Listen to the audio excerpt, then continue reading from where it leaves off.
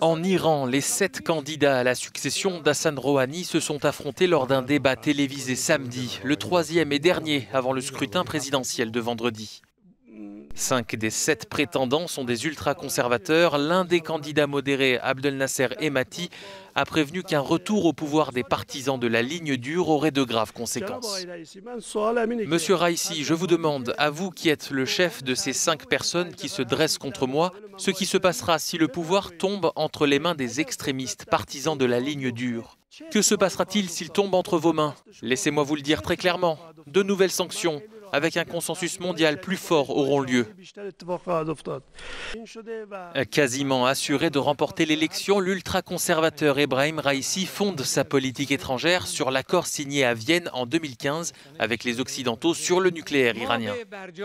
Nous sommes engagés envers l'accord de Vienne comme un contrat et une obligation que le guide suprême a confirmé, comme les administrations doivent l'être envers les engagements.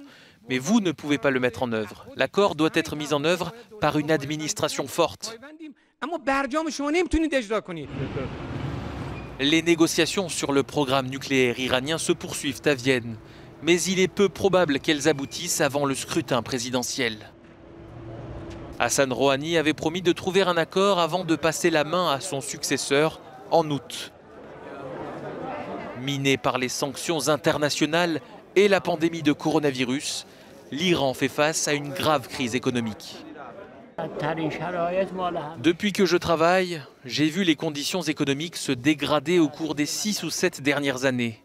Je n'ai jamais vu pire, c'est horrible. Évidemment, je me sens mal. On est frustré. On se lève tous les jours et on travaille jusqu'au soir. On tourne à vide.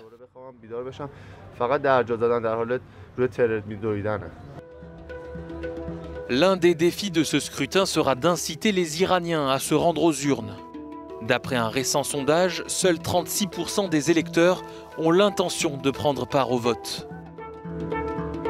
La population semble plus préoccupée par la situation économique que par le choix du dirigeant qui sera chargé de trouver une issue à la crise qui frappe la République islamique.